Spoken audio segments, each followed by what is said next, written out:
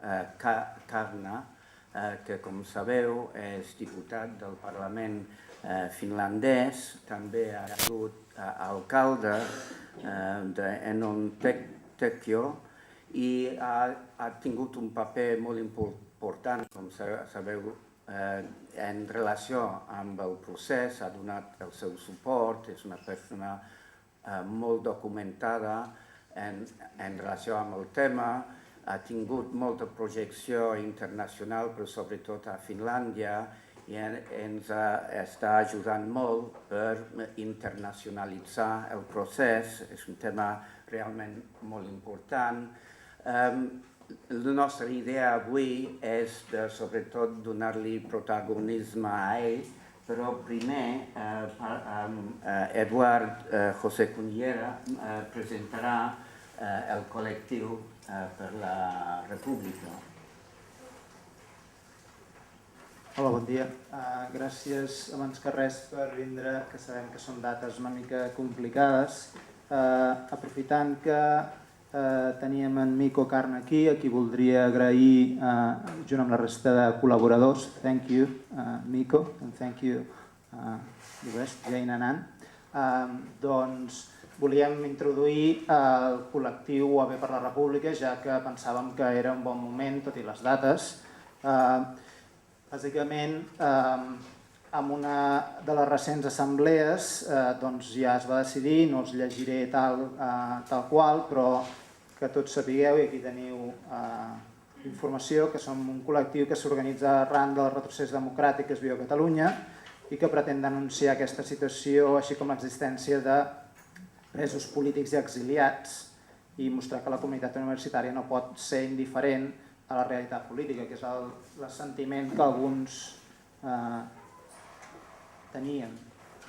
Com a objectius d'aquest col·lectiu de UAB per la República, molt semblant a altres col·lectius amb altres universitats catalanes, és visibilitzar, eixamplar i agrupar els treballadors de les universitats,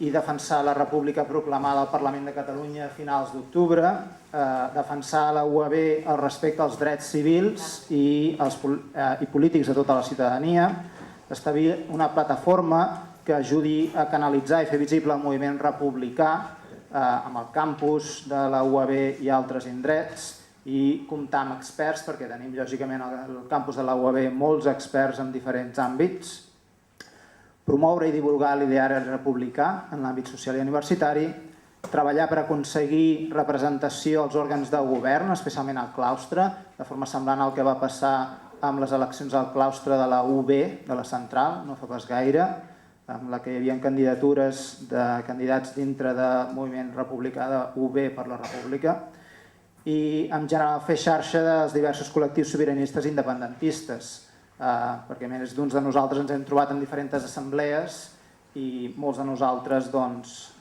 aquí també hi treballem i també hi podem col·laborar. A part d'introduir el col·lectiu i molt breument explicar què és el que pretenem, alguns de vosaltres vau poder participar o assistir a aquest acte que vam fer el 14 de juny, que pretenia ser i va ser un acte d'unitat de les universitats catalanes, de recollir tots els actes que s'havien anat fent, sense necessàriament suport explícit dels equips de govern, però hi havia declaracions i manifestos aprovats per als claustres, aprovats per als consells de govern i de forma independent també per altres col·lectius d'aquestes universitats, i arrel d'aquest acte es va aprofitar per fer un manifest internacional que us animem a fer-ne difusió, que aquí us hem portat en paper, que ja és definitiu, que està traduït i estarà traduït a moltes llengües, i que la idea és que no sols es distribueixi entre les universitats dintre de l'estat espanyol, sinó també a nivell internacional, lògicament, perquè molts de nosaltres tenim col·legues a nivell internacional amb els que col·laborem amb freqüència. Per tant, ajudar a internacionalitzar. No llegirem el manifest, simplement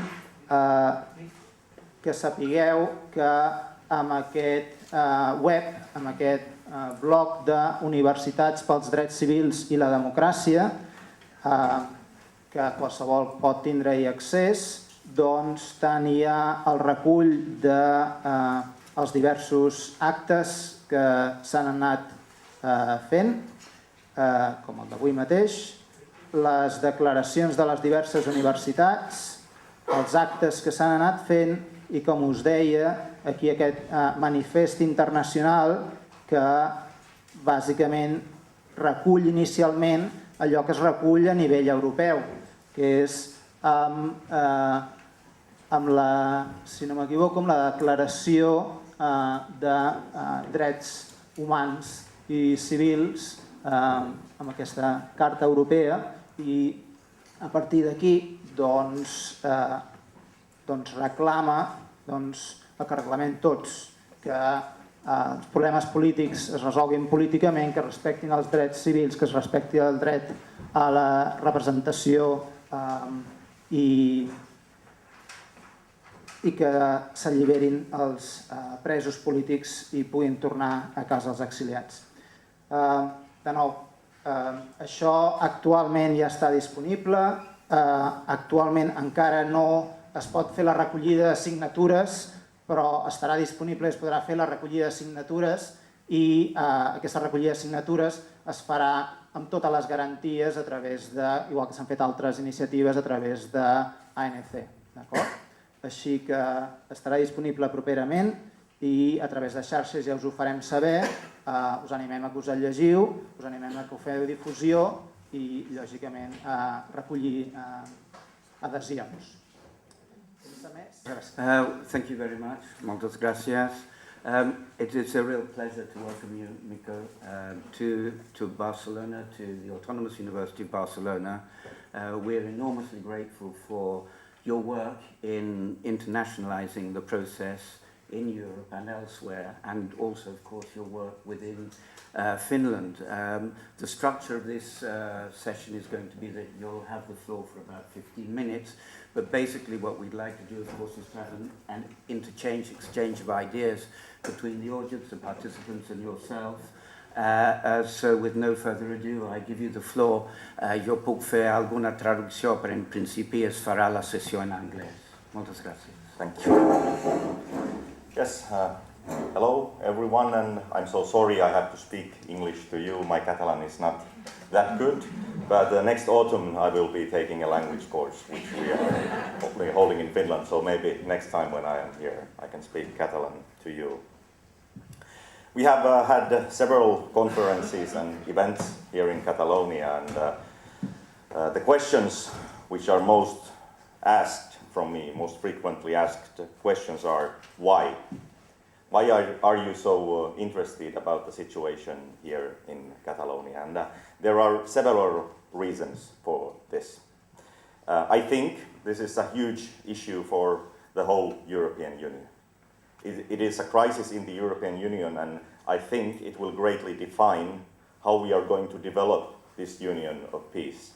Are we sliding towards federalism to become a federal state, or do we still want to develop union as an alliance of independent nations and regions? And also the question in Catalonia is about subsidiarity, to make decisions as close to people as possible. It is one of the core principles in the Union. And also we have several conventions. The most important one is the Lisbon Convention, which clearly states that our Union should be built upon the values of democracy, self-determination, human rights, and all the universal values that we should be able to share together as EU citizens. Unfortunately, this is not the case at the moment here in Catalonia. Also, for us Finns, it is very easy to relate to your situation here. We are a young nation. We have been independent for 100 years. And when we were an autonomy under the Russian Empire, for the last years we were heavily oppressed and repressed in Finland. We did not have Guardia Civil, but we had the Russian Cossacks in our country. And they used same methods as Guardia Civil has used here. Well, basically, as I think all know, the whole democracy is in crisis in Spain at the moment. Civil liberties, political liberties, they are endangered, and the freedom of speech, especially, it has been taken away. I was really shocked to see the statistics about the artists imprisoned in 2017 in countries around the world. Spain imprisoned more artists than China and Iran. And it is something that should ring a bell within the European Union, that this is not correct, and we cannot accept this type of behavior or development in the Union. Of course, to me, it's clear that Spain has taken political prisoners. I'm very glad that many European nations, they are starting to talk about this issue more. Amnesty International has said, yes, not clearly, quite round expressions, that yes, there are political prisoners, but the time will come, and I hope it will come soon, that many organizations and countries will acknowledge that yes, there are political prisoners in the European Union, and that the Union should act to prevent this.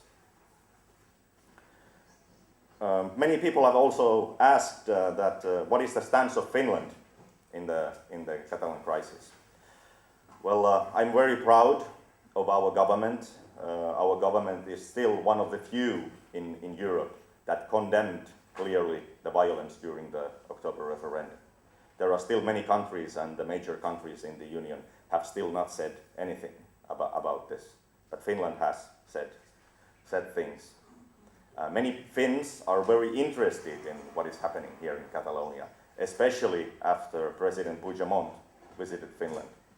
It was, to my opinion, a turning point.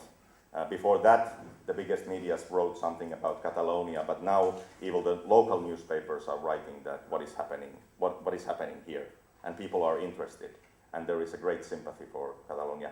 I have said many times this story that I have a neighbor there in Lapland. He's 80 years old. He's a fisherman in Lake Inari. Has never gone to school or anything. And the day when Puigdemont was arrested in Germany, he wrote to Facebook that no, this is not correct. Why they do this to President Puigdemont is not okay. They are the same methods that Russia used against Finland. So basically, if you can think that an 80-year-old fisherman from the northernmost Lapland has an opinion about the Catalan crisis, there are many things that debate and discuss what is happening. And I'm very glad also that my visit here is being reported also in Finland, and people are interested what is going on here. Well, of course, we should think together what is the way forward for Catalonia. I have met many people, and people who support independence, they have different views. Some think that, yes, Catalonia should be independent state tomorrow. Some say that, yes, it will take time, but we will keep those wheels rolling, and we will do it eventually. I myself, I do not know what is the time frame for Catalan independence. But I am totally convinced, especially after my visit here, that Catalonia will one day be an independent state among other states. It is completely clear for me. And that is why I want to be helping you in this effort, and I want to be your voice abroad in Finland and also in social media.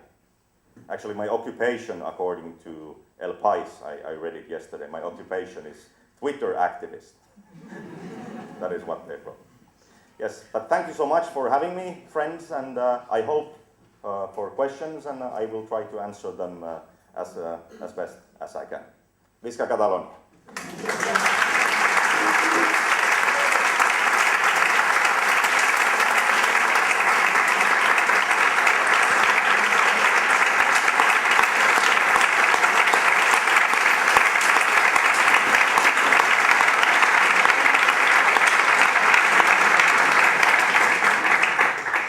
Thank you so much, Mikko. So the idea is to hear your comments, questions to Mikko, and exchange is what we want at this moment. So you have the floor, preferably in English. If it is in Catalan, I can translate for Mikko.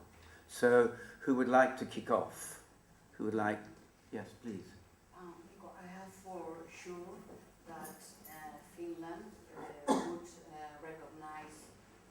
Catalonia as an independent state. But which other countries from Europe or from the world do you think would recognize it too? Yes. Well, after the referendum and after the declaration of independence, I presented a motion to the Finnish parliament about the recognition of Catalonia. Many people have asked why different countries, why Catalonia is not recognized at the moment. Unfortunately, to be real, it is impossible. If you want to be an independent state, you have to have the markings of an independent state. Catalonia has to show that it has its own institutions which it controls, it can protect its borders, it can defend the rights of its citizens, it has an economical system, and so on. These are things what are required from every single independent state. It's a long way for you, of course, I understand that, but I think there are many countries around the world that if Catalonia can show these markings, they will be ready to recognize. And I have always said in Finland that when the day comes, I totally wish that Finland will be the first country to do this. Okay. Thank you. More comments, questions? Yeah, down here. Yeah, and first of all, I would like to thank you for all what you're doing in the name of the Catalan people. It's very relevant at this moment because we are lack of this support, so thank you very much. The second my question is about the political prisoners. What is your opinion about if the strategy of the Catalan people in front of the happening of the imprisonment of these people had been to send more people into jail proactively? That was one of the ideas that we were considering, and one of the reasons it was rejected, it was basically two. The leadership was not for this idea, and the other was they were telling us that Europe would not react onto tens or hundreds of people innocent in jail. Do you really think Europe could be easily managing hundreds of people in jail? Like we had in the 90s, we had 600 people in jail against the military service, and at certain moments Spain said, I can't more than 600 people. And we were 10,000 people in process, judiciary process. That's why we were thinking now that we could do the same. What is your opinion about this? It is, of course, one possible thing to do, of course, but I think at the moment, the situation where the political prisoners are now living is a disgrace to whole Europe. And I think Europe is unable to shut down its eyes for a long time because of the current developments. I think President Puigdemont, he will not be extradited from Germany. He will not be. And what happened also to his ministers in Brussels, it's really peculiar that the Belgian prosecutor says that I am not going to prosecute because this is so outrageous to prosecute these people for rebellion. So it's impossible when these developments, we consider these, Europe has to say at some point when the trials start here that these people are prosecuted for their political opinions, and Europe cannot tolerate this. And maybe someday we have several methods in the Union to pressure Spain. Union has not done anything, and I think the main reason is that the Spain is a large economical power within the Union. What happened during the referendum, if something like that would have happened in Poland or in Hungary or in Turkey, the Commission would have been the first to say that we do not accept this. But when it happened in Spain, they remained silent, and it's impossible situation. And but I think the current thing, the political prisoners, they are acknowledged without you putting more people to jail. But of course, it is not in my power to decide or say how do you want to do this. But I think the pressure is already, it has been building for a long time, and at some point in the near future, European states and European Union will, and it will have to react to this situation here. Yeah, please. Yes, well, thank you very much for coming and thank you very much for all your support. I must say that I really admire the Finnish people, since having an enemy such as Russia is not to, it's really a huge one. So I am confident that if you got it, we are going to get it. That's the point. My question is about what's the relative weight of the economy in our prospects of getting our independence. It's been said that in Spain there is a huge debt, and that this huge debt is actually much bigger than it's recognized. So the thing is that, as you said, Spain is a big economy, relatively has a lot of weight in the European Union, but some economic leaders say that actually the debt that Spain has to pay is totally impossible to be paid. So the thing is that is there some sort of there is a possibility of Catalonia we are going to charge a larger part of this debt, so you will recover at the end some sort of the debt, or maybe you will never get this money back. Yes, economical means are always good and quite easy to use because everyone in the world understands about euros and dollars. And of course, in the negotiations, upcoming negotiations with Mr. Sánchez and President Torra, I think this would be something to give leverage to Catalonia to negotiate with Spain. Maybe it would be a good thing. But I think economy in this whole situation, it plays a big role actually. And as we know that Catalonia is running really well, you have foreign companies that are bringing their operations here, not to Spain, but here to Catalonia. And I think those companies could also be a valuable ally in your quest for independence. I think it would be smart to discuss with the companies also. Sí, tú. And also thank you very much for your efforts in this cause. So I appreciate very much the work you are doing. So my question is relating, so if we can learn something about past or recent processes of independence. I was thinking, for instance, in the case of Estonia, which is very close to Finland. So as far as I know, for instance, the Estonian government didn't control immediately or the airports, for instance, the borders. So for some period, the Russian authorities, the Russian army, was stationed there in the country.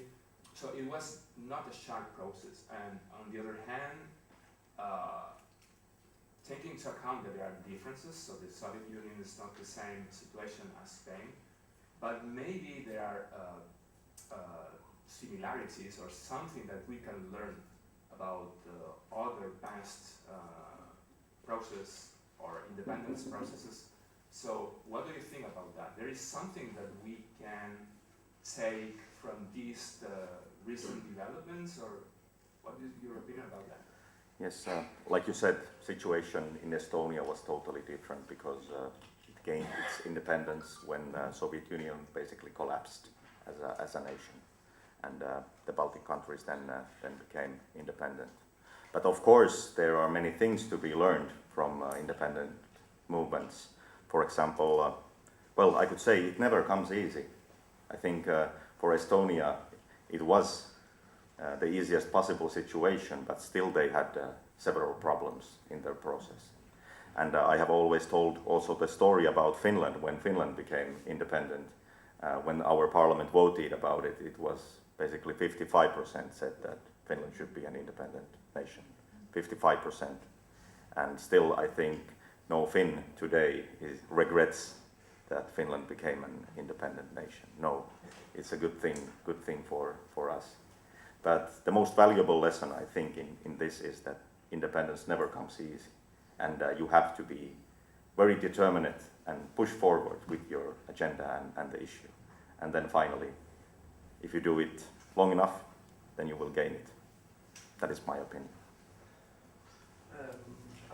First, I want to thank you for coming and for all the support that you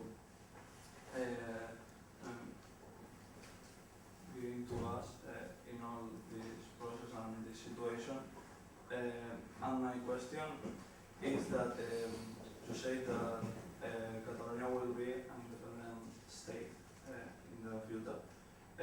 What do you think that could happen to Spain when this becomes a reality? Other regions, do you think that can be independent too, or the monarchy, for example? Well, my opinion is that monarchies are quite outdated today, and I believe in republics and in democracy. Of course, if Catalonia becomes an independent, yes, there will be other discussions in other countries, or areas what Spain has to deal with after that, what will happen in the Basque country and so on. But I don't think this is something that we should be afraid of in European Union. And you can look to your neighbor in France. North Caledonia is voting for its independence. Macron has said that, of course, they have the right to choose their sovereignty. And I think that the same right that applies to Catalans too. You have the right to choose your sovereignty. And I was very happy to hear that from President Torra, that you have broken down the barriers between the monarchy now. Catalonia is not under monarchy anymore. It's a good thing. Tony. You've had the privilege to talk to quite a few actors in this process involved in the process of independence of Catalonia, including President Puigdemont and many other Catalan politicians. And I wonder if you have a perspective on what happened in October, last October, from the referendum to all the politicians in the government going to prison and to exile. What lessons we should learn from the October in order not to repeat or to be successful next time? From your perspective. Yes, many people have asked, and many people are also angry. They want someone to blame. Who did something wrong and who did something right, and so on. I think Catalan politicians, the government was working under extreme pressure, and it did what it was able to do. It totally did that. But the main culprit, who I blame, is Mr. Tusk from European Council. Mr. Tusk called President Puigdemont saying that, no, do not do the unilateral declaration of independence. I will take care that you will negotiate with Mariano Rajoy's government. And President Puigdemont, he had every reason to believe Mr. Tusk, of course. But what did Mr. Tusk do? Nothing. He did not contact Mariano Rajoy. And he betrayed, I think, the whole Europe, but especially he betrayed Catalan people. And it's very disgraceful. So if you want to point fingers and learn something, do not trust European Council and Mr. Tusk. Yeah. I have the feeling that there is a long-time trend, starting at the end of Second World War, where there was kind of a feeling that with increased democracy and more rights for people, economics and the welfare of people would increase. But since China in the 90s opened to the economic part of the country, but not the political part, so no, political openness, but no, economical openness, but not political openness. And we have seen that people in China live better now than 20 years ago, that there is a general trend trying to go in the direction like China. Open economics, but less democracy and less rights. And I don't just ask you if you want to comment on that, if the European Union is behaving in this direction also, in some points. I agree with you. to some extent, it is exactly what you say, and same type of process as has happened in China. I am very worried, like I said initially in my speech, that how we are going to develop our union. Economy is more important at the moment for Commission than democracy, and that is very worrying, because I think democracy is something that should always come first. Commission, it's not democratically elected, yet it wields the most power within the union. But it's not a democratic bunch of people who basically decide where to develop the union. And we have great pressure from the big countries to develop Europe as a federal state, to have the common budget and to take things away from nation states. When I started my work in the parliament during the first year, I was quite shocked actually, because 85% of Finnish legislation comes from European Union. 85%, which we implement. And 15% only is something that we do ourselves. And I think it should be another way around, that nation states should have more say in their own issues. And European Union should be, of course, big in big things by preserving peace and a union of economy. It should be big in these things, but it should be small in small things. And we should be able to decide in nation states more about our own issues. Thank you. More comments or questions? Thank you. Mikko, one question that I had, or one comment, was that, as you said, we are somewhat skeptical these days as to what Europe can do for us to help in a way. A number of us did write to the 300 and some members of the European Parliament to say, hey, look, what we want to do is to have a referendum on the 1st of October. We should be allowed to have a legally binding referendum. And we also wrote after the violence of the 1st of October. And yes, you do get the odd email back saying, yes, we will announce that, etc. But perhaps we were somewhat innocent as to what Europe could do for us. And we did realize that it's no more than a club of states, and the economy and the relationships among the different governments will make our self-determination somewhat difficult. We thought that by voting we could decide as the Scots did. So I think that we will get some international recognition, or at least some international support, and we're doing a lot in that regard.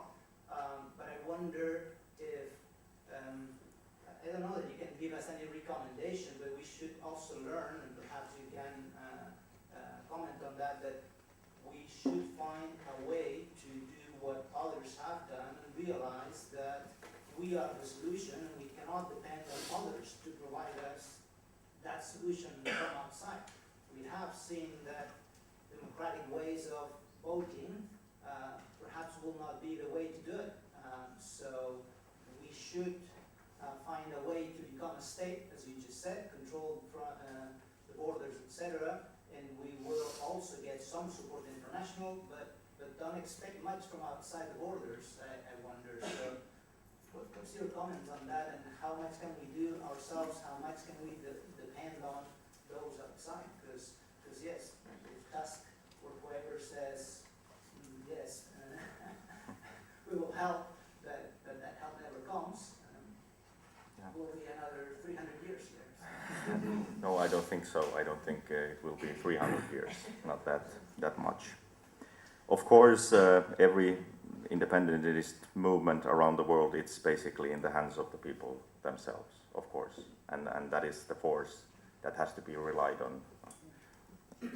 And the European Union, it has ways, for example, the Article 7 of the Lisbon Convention to suspend Spain's rights in the Union, to make Spain negotiate and mediate with Catalonia.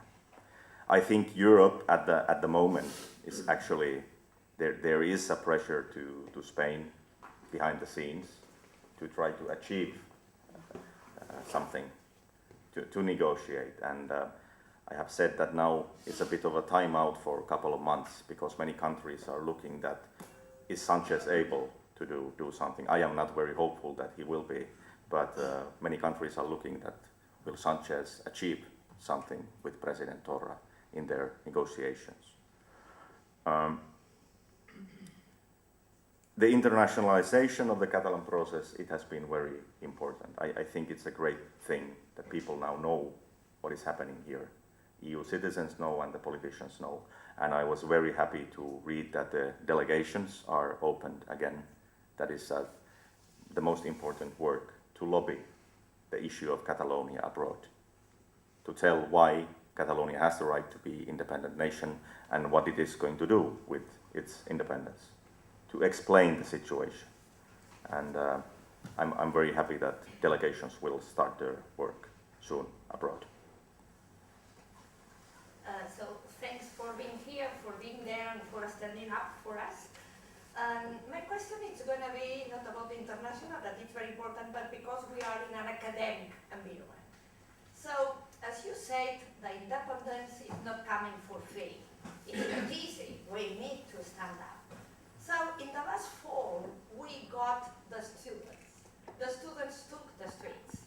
But at some point, you know, nowadays, so people and young people, it's used that things are for in an instant. So for them, I think it's difficult for young to stand it up so long. But next fall, we need them again. We need to encourage them. We need to get them active. So do you have any idea? Can you give some advice? Of course, I think as university community, we are very interested in learn also from other countries. Yes. In the young people, every nation's future always lies, and the young people I have met here in Catalonia, I think they are very determined. But of course, many are frustrated that it's not an easy way, and you cannot snap your fingers and say it's going to happen. But I think people are ready. What I love the most in Catalan independence movement is that you are doing this peacefully. You are doing this by using peaceful means. But you can be subordinate to Spain. That is not violence. And I think the world has not seen what Catalans are actually able to do if they really, really want to. And I said interesting developments also in South America, maybe, where you can look that was it the government of Brazil that decided to raise up the price of gas. And the truckers said, no, you're not going to do it. And they stopped the whole country for 1 month. And the price of gas then went down. Because if people don't move, food does not move, any products, they don't move. At some point, governments are forced to react and to listen to people. Yes, thank you. I think I'm very touched for you being here, and I also was touched by your initiative about asking people to send postcards. Yeah. So I like sending small things that people do every day. I think that's a small thing that was very big. So I wonder how it goes. So how did you get this idea and how it managed, how it worked? I don't really remember how I got the idea, but yes, I'm very glad that I got it. It was a crazy couple of weeks in Finnish Parliament, actually. I was cut down from the normal postal service because the cards were pouring in and they were having serious trouble in our post office. I think it's about 11,000 cards and letters what I received, and it was a media spectacle also in Finland, saying that Catalans are sending cards to me. And it was reported. I also presented the results to our government that you should listen to these people. And now your cards and letters, they are in possession of Catalan artist Alex Rake in Finland, who will create this masterpiece of art out of them. And I'm really hoping that we will be launching it in some museum in Finland. and then maybe tour it around the world. But it's a lot of work because Alex is a crazy guy. He's going to scan every single card and letter to projects so by himself. So you can imagine it's a huge work. And yes, every single card and letter we read them. Anna was helping, Janne was helping, I was reading, and my assistant was reading. But every single one of them was read, and they were very touching stories. And what I remember the most, that there were many letters saying that on the day of referendum, I wanted to go and vote. I wanted to vote no for Catalan independence. But when I saw what is happening in the streets, I saw the police brutality, I went to vote and I voted yes, because this is not normal. There were many stories like that, and very touching. Thank you. I have a question and a comment. I've recently been traveling to Sweden and the UK, two countries which I personally know very well. I was born in one and largely educated in the other. And I've been able to speak to political people, politicians, members of parliament. And it is certainly the case that you find that there is a lot of concern about the state of civil liberties, human rights in Spain. Some people were even using the term that it had a feel of being pre-democratic. But when one raises the issue of independence, things become a little bit more difficult. But certainly there was a huge impact of the film footage of the 1st of October. It has made a very, very major impact. And there is a lot of concern out there in many parts of Europe. I was talking to people across the political spectrum, liberals, Labour, Social Democrats. They were all very concerned about the quality or the lack of quality of democracy in our country. So the question is, what do we do in those circumstances where it's very clear there is a concern for civil rights and civil liberties? Do we continue to push hard on the independence, or should we focus very much on this structural problem that Spain has, which is of its lack of democracy, as a way of getting our message on independence across? I don't know what you feel about that. Yeah, I have to give you a political answer, and I say you have to do both at the same time. You have to do both things. Yes, there are major concerns in many European nations about the situation in Spain, civil liberties, political liberties, the freedom of speech, but I think also it is linked to your quest to become an independent nation. It was peculiar. I also made a motion to the Nordic Council. It was quite a neutral motion. It did not take any stance on the independence of Catalonia. It was a motion for Nordic countries to promote negotiated and mediated solution in Catalonia. And this motion will be, I hope, debated this autumn, and it's interesting to see because it will be a public debate between Nordic parliamentarians what they are going to say about the situation. But one former minister in my party group in one of the Nordic nations also said that yes, he is totally convinced that one day Catalonia will be an independent nation. But it is very difficult for his country to say anything aloud publicly about the issue. Because in many countries, even in Finland, we usually have this saying that we are doctors, not judges. But I think at some point you have to be a judge also. You have to have the courage to say that we do not accept and this is not correct what Spain is doing. What is your opinion on German behavior with Mr. Puigdemont? Do you think that German courts are dealing with that matter in the right way? Which do you think will be the outcome? To my opinion, the outcome will be that President Puigdemont will not be extradited. At least he will not be extradited on the charge of rebellion. And now the court is thinking that what will they do with the charge of misuse of public funds. But if the German court decides that he will be extradited on this charge, I think Spain has declared that they will not accept him. Because you can imagine how it would look to the outside world if there are trials and President Puigdemont is tried for misuse of public funds, and all of his ministers are tried for rebellion. It would look very bad for Spain. So I think President Puigdemont will soon be free from Germany. German courts, of course, they are independent and they are doing a great job, but you have to note that German Minister of Justice, Katharina Barley, she had to back down a little bit, but she was quite strict, actually, and it's not common for a minister to say that it was the correct outcome, that he is not extradited, and he never believed in it. So, yeah, and that is actually same thing when President Puigdemont was missing in Finland, and our Minister of Interior Affairs also declared that well, President Puigdemont would never be extradited from Finland to Spain. And he said it out loud also. I'd like to comment a bit before I forget about Spanish diplomacy, what they are doing at the moment.